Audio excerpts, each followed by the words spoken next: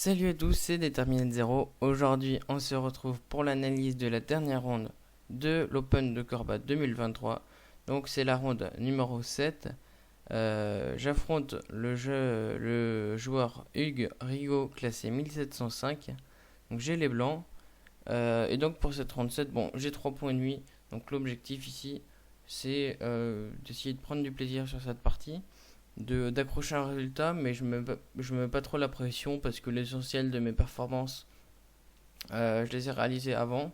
J'ai réalisé des bonnes perfs. Je pense que je dois être à une perf à 1000, ouais, peut-être en dessous de 1600, mais vers 1550. Donc voilà, ça fait plaisir. J'ai réussi la plupart de mes matchs, donc même si je perds celui-ci, c'était pas très grave. Donc bon, je vais essayer de gagner cette partie, mais bien évidemment, je me mets pas la pression. Je vais essayer tout de même d'atteindre les 1500 points Elo à la fin de ce tournoi. Et donc, on va voir si je vais réussir. Donc, je commence par E4 et D5 de mon adversaire.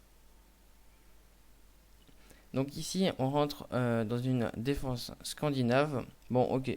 Je connais un peu avec la prépa de Joachim Mohamed sur, sur la scandinave.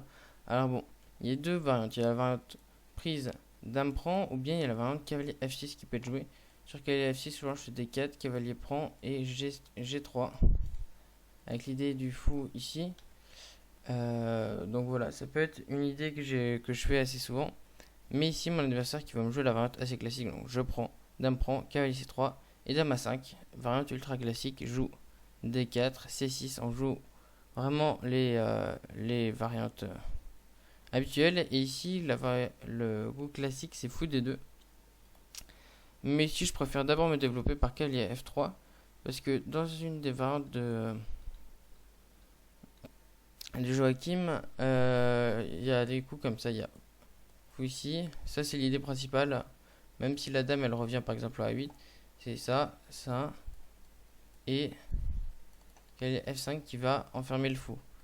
Le fou peut venir ici. On peut pas prendre avec le cavalier, mais ici on peut juste F3. Et ici on va juste récupérer le fou, ou bien il vient là. Et là, ok, bon, ça marche pas, mais vous voyez, il y a des problèmes. Hein. La dame qui veut devoir repartir, on menace de prendre ici. Il y a beaucoup de choses qu'on gagne le fou, et même si on gagne pas le fou, on va avoir des pièces beaucoup mieux développées ici. La dame doit bouger. Et on a deux cavaliers de développer, un fou qui va bientôt finir son développement. Et on va bientôt pouvoir roquer alors que lui il a que son fou de sortie et sa dame qui va bientôt peut-être rentrer ici par exemple. Donc ici cavalier F6, fou D2. Ok, bon j'ai joué les variantes dans l'ordre un peu inverse mais bon c'est pas très grave. Fou G4 et là je joue le plan de Joachim. Je me dis H3, s'il revient, je vais le surprendre avec G4, coup assez inhabituel. Et on va réussir à jouer cette variante. Voilà comme ça à peu près. Et je me dis, si on joue ça, je suis très content. Ici, bon, même, je pense qu'il a plus intérêt à pas perdre de temps que son fou. Parce que sa dame ici va être attaquée. Donc peut-être juste dame ici. Prise, prise. Et ok, cette position, je l'apprécie beaucoup. Ici, non, il peut pas prendre vu que c'est à moi de jouer. Enfin bon. Donc, H3, il décide de prendre. Dame prend. Dame B6 attaque le pion. Et ici, je joue donc dame D3. Ok, donc il attaque deux pions. Et comment défendre? Ici, je peux pas vraiment défendre. Alors, je réfléchissais à des petits rocs. Mais le problème des petits rocs, c'est que... Ok, il est pas forcé de prendre. Alors, je sais plus que trop ce que j'avais vu comme variante. Mais ici, petit roc, ça m'intéressait pas. Alors, pourtant, je vais pouvoir développer mes pièces. C'est vrai que je comprends pas trop que je l'ai pas joué. Mais en même temps, peut-être que je voulais... grand roc, pardon. Peut-être que je voulais faire justement petit roc. En tout cas, je crois que je voulais me laisser une chance d'aller soit faire petit roc, soit grand roc. Je voulais pas choisir maintenant, donc je préfère faire dame D3 pour défendre le pion. Et je me dis, si dame prend, je fais tour B1. Et là, déjà, il y a des complications pour lui. Sa dame va avoir du mal à sortir. Et même, voilà, je me venge sur le pion. Et ici, j'ai une position qui est bien meilleure pour moi. Donc ici, je fais cavalier BD7, il se développe cavalier A4. J'enlève toute menace sur B2, je me dis ok, vaut mieux le faire maintenant. Dame C7 et C4. Voilà. Je vais pousser C4. Donc à partir du 10e coup, j'ai 56 minutes, il en a 57, donc on a perdu très peu de temps. Mais ça va pas forcément être le cas pendant toute la partie, je vais vous montrer après. Donc ici C4, je prends de l'espace, E6, il vient renforcer son contrôle sur D5 et fou E2. Bon, ici j'ai pas trop de plan, je sais pas quoi jouer. Donc je mets mon fou ici pour jouer fou F3, mais c'est vrai que j'ai pas vraiment de plan d'attaque. Il joue fou E7, petit roc et cavalier C3. Je fais revenir le cavalier au bercail et peut-être le faire venir en E4. Donc ici tour à D8, ok. Je joue fou E3 parce que ici il menace des fois de pousser le pion. Imaginons que je joue comme ça, il va pousser et je peux pas prendre parce que cavalier prend. Double attaque et je commence à avoir des gros problèmes. Alors que si je joue ça, s'il pousse, juste faire ça. Et s'il prend, juste fou prend. Et en fait, je suis tranquille parce que même s'il fait ça, je vais revenir. Et il n'y a pas d'attaque sur ma dame. Ok, il peut même pas venir là. Ici, je trouve que j'ai une position correcte. Donc ici, il fait tour F8. Je joue dame C2. Fou F8. Ok, fou F8, j'ai pas très bien compris, mais... Enfin, je voyais pas trop l'utilité, mais je comprends quand même l'idée. C'est que si je joue des coups beaux normaux, il va mettre son fou en fianchetto comme ça et venir attaquer mon pion D4 qui peut pas avancer, qui est assez faible parce que il peut plus être protégé par mon pion en C4. Donc il fait ça, je fais tour à D1, il joue cavalier B6, commence à attaquer le pion. Je joue fou G5. Ok, comme je vous l'ai dit ici, j'ai pas trop de plan. Je sais pas quoi jouer donc. Oui, je joue fou E3 puis fou D5, c'est pas forcément le meilleur truc, même si donc avec le fou qui est parti maintenant, je réalise un clouage, mais en même temps, c'est pas non plus idéal. Ok, il revient au 7. Ça m'a un peu surpris, mais je peux comprendre aussi parce que je me juste fou prend et en fait, il peut pas le défendre à part revenir en D7.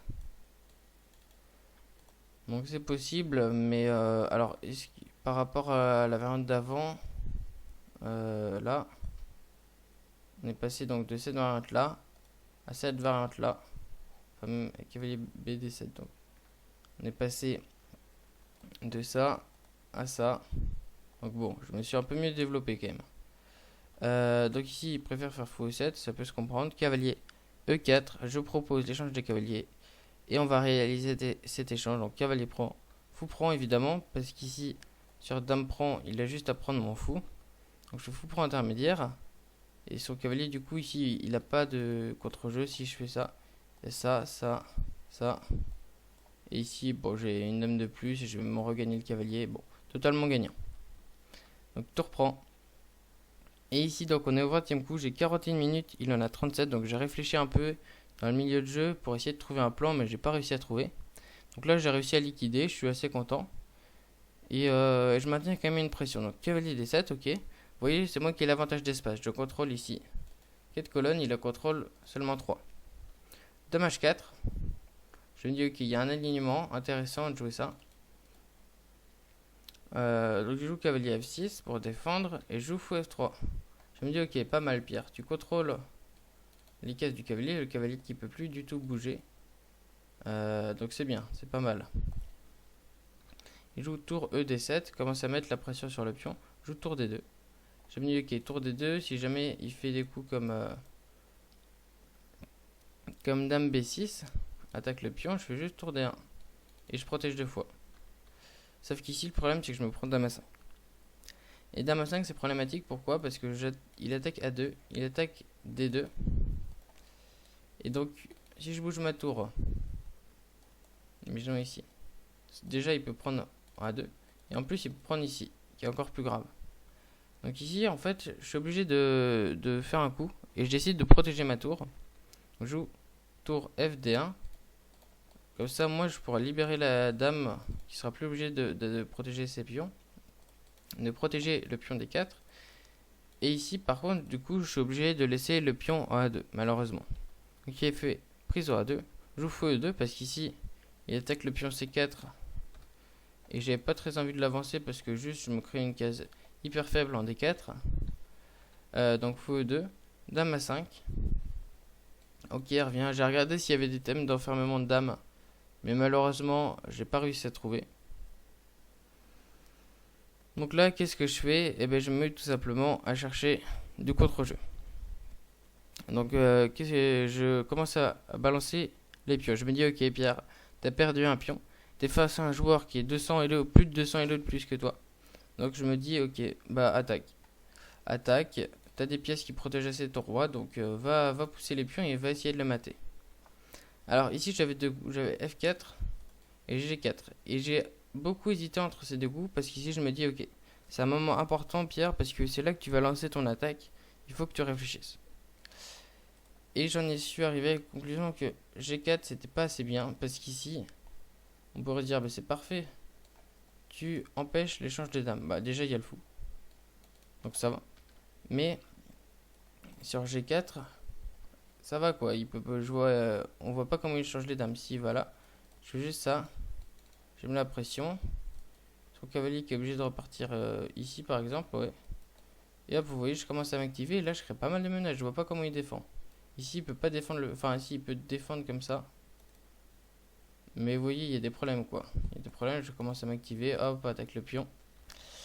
Le problème de G4, c'est qu'il a cavalier E2, attaque la tour. Joue tour D3 pour maintenir la défense du pion. Et maintenant, il a dame G5. Et en fait, ici, ma dame, elle a plus de cases. Si je reviens là, le cavalier prend. Et en fait, du coup, il va forcer l'échange des dames. Et là... Je me dis, bah, avec un pion de plus, un pion de moins, je vois pas comment je la tiens en fait. Je vois pas comment je la tiens. J'ai un pion qui est très faible. À tout moment, il va menacer de pousser ici. Mon fou qui peut pas défendre son pion alors que son cavalier pourrait l'attaquer. Donc, je me dis, hors de question que je fasse ça. Je fais F4. Comme ça, sur cavalier là. Tour ici. Il peut pas faire ça parce que je contrôle avec le pion. Donc, il fait dame B6. Ok, il met une pression ici. Il menace de prendre le pion. Il décide de jouer F5. Protège le pion et je me dis ok Pierre, tu crées du contre-jeu. Même si tu sacrifies un pion, pas de problème. Tu vas juste aller tranquillement t'activer. Avec... qu'est-ce que j'avais vu comme coup? Je me souviens pas. Bah, des coups comme ça par exemple. Là. Déjà là, il y a des menaces. Je menace fou ici. Bon, il y a quelques menaces. Je menace ici le pion F5. Donc je me dis ok, pas si mal Pierre, pas si mal. Donc il joue E5, ok, il prend pas mon pion. J'étais assez surpris mais je me dis ok, très bien. Après ça se comprend, ici vous voyez il y a une pression. C'est aussi l'idée du coup dame B6, c'est de mettre une pression parce que le pion D4 maintenant il est cloué. Donc qu'est-ce que je fais ici C5, j'avais vu. J'avais dit C5 et je m'étais dit ok sur dame B4, Pierre, t'essayes de t'accrocher. Je vois pas comment je défends ce pion. Si je joue dame B4, c'est la partie. Il attaque là, il attaque là, il attaque ici, il attaque même le pion là. Sa dame est ultra active. Mais du coup ici je me dis quoi? Je me dis ok Pierre, lance le contre-jeu, joue G4. Ok, je suis prêt à sacrifier. Ok, s'il fait tour prend, je suis prêt à sacrifier. Mais après je vais aller activer mes pièces. Je vais aller reculer ma dame, pousser le pion, pousser là, et après je vais faire venir mes pièces en attaque, quoi, mettre ma tour là. Et ok, bon, j'essayais de trouver du contre-jeu parce que je voyais pas comment avancer, je voyais pas comment jouer, donc je préfère liquider et essayer de créer du contre-jeu plutôt que d'essayer de maintenir une position correcte et puis finalement perdre. Je fais tour prend. Et ici, au niveau du temps, j'ai perdu beaucoup de temps, j'ai ici 12 minutes, donc j'ai perdu 29 minutes entre 10 coups. Donc ça fait 3 minutes par coup, j'ai vraiment beaucoup réfléchi. Et mon adversaire qui lui a consommé beaucoup moins de temps, il a consommé seulement 5 minutes de temps. Il a été beaucoup plus rapide, il est passé donc au 10 premiers coups il avait 57 minutes, ensuite au 20e 37, donc il a utilisé 20 minutes, c'est là où il a utilisé le plus de temps. Et après il utilise seulement 5 minutes pour les derniers coups qui sont assez logiques pour lui et du coup forcément un peu moins pour moi. Et ici, je réfléchis un peu, j'ai plus beaucoup de temps. Je me mets à réfléchir pas mal. Je calcule, je me dis ok Pierre. Tour prend, ça aboutit à rien. Tour prend, il y a tour prend. Et si je reprends là, dame prend. Et la position elle s'écroule totalement. Son cavalier qui revient. Ok. Je me dis c'est pas possible. J'essaye de créer du contre-jeu. Et là je vois une idée magnifique. Je vous laisse essayer de la trouver à la maison. Mettez la vidéo sur pause. Je trouve ici le coup G5. Et G5 pendant la partie, je trouve ça absolument magnifique. Je trouve ça magnifique parce que l'idée, elle est toute simple, mais elle est très puissante. Sur tour prend H4, j'ai tour prend D8, pardon, suivi de cavalier 8 et tour prend 8, échec et mat. Donc, je sacrifie ma dame, mais c'est un sacrifice. C'est un sacrifice qui est, comment dire, temporaire, puisque je vais le mater. S'il prend ma tour, je fais dame prend, tour prend, fou prend, tour prend, et ok, ça joue. Mais j'ai une position qui est bonne. Il a cavalier contre tour, donc c'est pas non plus un setup incroyable. Et sinon, bon, s'il prend avec la dame, je fais tour prend. S'il fait tour prend, il y a encore le mat du couloir de tout à l'heure, donc ça marche pas. Et s'il fait tour prend, je vais faire pion prend, tour prend. Et non, tour ici ça marche pas, parce qu'il y a tour derrière échec et mat. Mais bon, j'ai des idées ici. J'ai des idées, par exemple, qu'est-ce que je préfère? Alors, faut m'enlever de cette mauvaise position. Ouais, là, ça pue quand même un peu la position. Peut-être pas prendre, peut-être juste faire un coup de fou. Mais je pense que cette position, elle est à plus 3. Mais j'ai une dame qui va être très active, même si bon, il a des tours qui peuvent être dangereuses. Mais avec mes deux pions là, je crée quand même des menaces. Donc, je trouvais que c'était quand même. Je pense que c'est quand même intéressant de jouer cette finale. Mais donc ici, mon adversaire, je le vois. Genre, je vois sa tête, directement il est paniqué. Directement il est paniqué. Je vois qu'il réfléchit beaucoup. Et je me dis, non, Pierre, tu vas pas la gagner comme ça. Parce que là, je croyais que c'était totalement gagné. Et finalement, mon adversaire qui arrive à trouver un coup, il trouve juste dame prend C5. L'idée, c'est que sur pion prend, de faire tour prend, ou même. Enfin, pion prend, il y a juste tour prend ici. Sur échec, du coup, je peux pas prendre en E8. En D8, pardon. Donc ici, je me dis, ok, bah, le roi est cloué. Si je bouge, il va juste prendre ma dame. Comme tout à l'heure. Oui, prendre ma dame, il peut maintenant. Il y a ça, mais ok, ça. Ouais, il est quand même moins bien. Ok, mais il y a d'autres coups, je pense. Au lieu de tour prend, bah déjà, il tour prend ici. Ok, puis on prend, bah là, il prend sur échec, donc ça marche pas. Enfin, ouais, je peux pas, il y a trop de pièces en prise, donc je suis obligé de jouer tour prend. Pour libérer la pression, tour prend, je suis obligé, il fait pion prend. Et je me dis ici, bah en fait, il vient de me donner une pièce. Alors bon, je vois bien qu'il y a des problèmes, mais je me dis, il m'a peut-être donné une pièce, donc je prends. Mais évidemment, ici, je vois après quelques secondes qu'il y a des 3. Échec. Et en fait, il va récupérer le fou. Et si je viens ici, il y a juste prise. Prise. Et dame prend ici, par exemple. Et ici, je vois pas mon contre-jeu. Prise, prise, par exemple. Et en fait, j'ai 3 pions de plus, une finale de dame. Et ça peut jouer. Franchement, peut-être que j'aurais pu faire ça. J'aurais pu jouer ça. Mais j'ai un roi qui est qui est hyper faible. Et il menace d'échanger très vite les pièces. Alors bon, peut-être que c'était mieux que je joue. Mais ici, je préfère jouer roi G2. Continuer avec mon contre-jeu. Parce qu'ici, je menace quand même des coups comme dame G4. Et dame prend G7, échec et mat. Donc il prend. Joue dame G3. Dame G3, je menace mat. S'il fait promotion, je fais échec et mat. Donc il peut pas promouvoir. Ou même promotion, au limite, je pourrais prendre. Ici, je protège la case de promotion. Et s'il fait des échecs, je vais me cacher avec la dame. S'il fait par exemple dame D5, je me dis ok, roi H2, il peut plus me faire d'échecs. Alors ici, il y aura peut-être.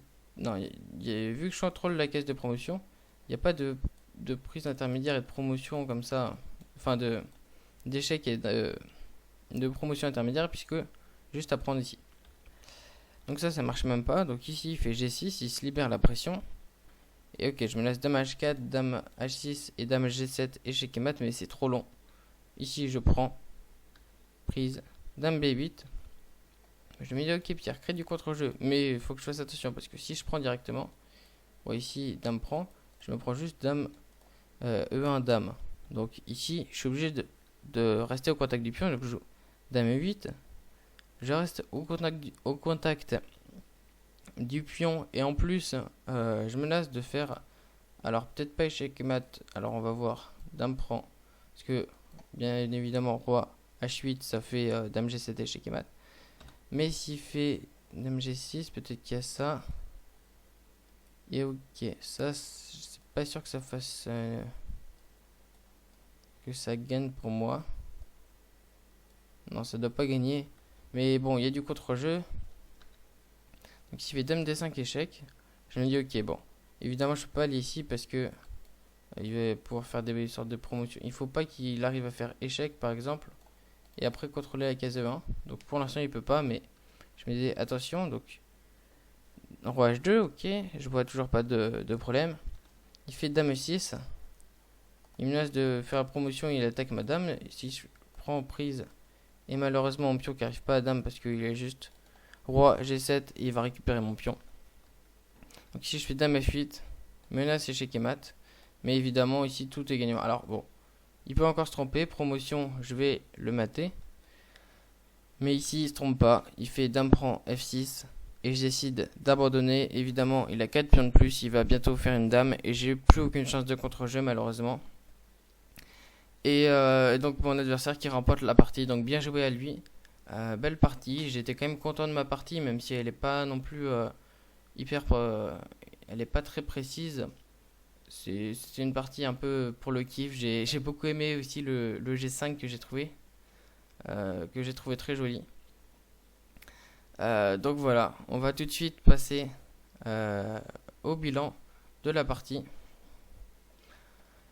Alors il faut que... Ah oui quand même, assez précis dans la somme. Malheureusement pas de coup brillant pour cette dernière partie. Je crois pas que je me souviens pas avoir fait de coup brillant dans tout le tournoi malheureusement. Mais bon, c'est pas grave, hein, j'ai des parties quand même très propres. Je connais pas ma moyenne de précision sur toutes les parties. Je regarderai, je vais vous faire, je pense, une analyse, un bilan du tournoi et annoncer donc mon prochain tournoi que vous avez peut-être, que vous connaissez peut-être déjà puisque je l'ai annoncé également dans d'autres vidéos. Donc ici 83,9 de pression, c'est quand même plutôt propre. Bon, j'ai 4 erreurs, mais ça reste correct. Donc on va voir ça. Bon, le début théorique. Ok, début, j'ai bien géré le début. Hein. Franchement, dame D3, ok, G4 pour aller chercher du contre-jeu, ça peut être une idée. Même ici, même sans le fou, G4 c'est une idée. Intéressant, je savais pas. Ok, bon, cavalier A4, évidemment, ça paraît étrange et c'est vrai que j'ai perdu un temps sur ça parce que la dame, finalement, elle va jamais me prendre parce que j'ai toujours du contre-jeu. Ou au pire, je fais grand roc. Ici, j'ai encore loupé G4. Ok, bon, C4 c'est bien. G4 loupé, mais bon. Oui, à chaque fois il conseille G4, c'est un plan que j'ai loupé. Faudrait peut-être que je vois ça après à l'avenir, puisque je l'ai joué après, ça G4. Mais évidemment G4 du coup, on va jouer plus sur un grand roc ou bien sans roc. Alors grand roc c'est possible mais je perds du temps quoi. Ça, ici, je pense que c'est jouable mais je perds un peu de temps. Donc faux 7, petit roc, ok bon là plus G4 évidemment. Ok et là vous voyez c'est propre, la position qui est à peu près égale. Ok, dame C2, tour à D1 aurait été mieux. Évidemment, dame C2, c'est pour protéger le pion et pas mettre de vis-à-vis, mais ici il n'y a pas de menace directe, donc j'aurais pu d'abord développer mes pièces. Ok, fou F8, il aime pas trop, il préfère ici E5 pour directement casser le centre et profiter du fait que j'ai pas joué tour D1. Tour à D1, donc voilà. Fou G5, ok, vous voyez, j'ai joué une partie quand même assez correcte. Ici, je reprends même un peu l'avantage. Ok, cavalier E4, c'est un peu mon problème. Ça, c'est un problème que j'ai. Peut-être que je ferai également une partie avec les qualités et les défauts que j'ai eu dans ce tournoi, les points positifs et points négatifs, comme les vidéos de Joachim Mohamed. Donc ici, ouais, je sais que j'ai tendance à trop vouloir échanger les pièces. Ici c'était le cas, ça servait pas à grand chose. Après bon, je comprends un peu mon choix parce qu'ici en fait j'avais pas de plan. Mais c'est vrai qu'après coup, bon, je me dis quand même que c'était mieux de pas échanger. Ok, vous voyez, c'est encore bon. Dame H4, pas bon. Ça par contre, évidemment, parce que je permets cavalier F6. Et je viens juste replacer sa pièce. Tout en perdant un temps avec madame qui est maintenant enfermée. Ça, c'était bête. Ok, fou E3, il préfère tour D3. Alors, qu'est-ce qu'il préfère? Tour D3, c'est quoi la variante? Est-ce qu'il veut mettre la tour en G3, peut-être? Un coup normal. Ok, tour G3, correct. Mais c'est pas non plus incroyable. Euh, ok, ouais, tour D2, erreur. Ici, j'aurais dû jouer A3, un coup hyper prophylactique, parce qu'on se dirait A3, ça sert à rien. Mais A3, ça évite tout simplement Dame A5. Dame A5, évidemment, ici, ça tape sur rien. Et le problème de Dame D2, de tour D2, c'est que du coup, non seulement j'ai pas joué A3 pour protéger le tour D2, non seulement j'ai pas joué A3 pour protéger le pion, mais en plus, du coup, il a Dame A5 qui permet la double attaque du pion A2, du pion de la tour en D2. Donc ça, c'était une erreur. Je me suis rendu compte ici qu'au lieu de fou là, vous voyez, tour D3, ou ouais, tour D3. En fait, je disais que c'était pour venir en G3, mais en fait, pas du tout tour D3. C'est que sur Dame A5, juste à faire A3, et ma tour est protégée. Ou sinon, je faisais tour D2 avant. Mais le problème, c'est que voilà, il y a des D2 A5.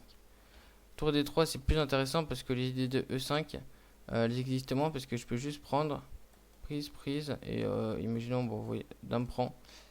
Et en fait, ma tour aurait été protégée par mon fou.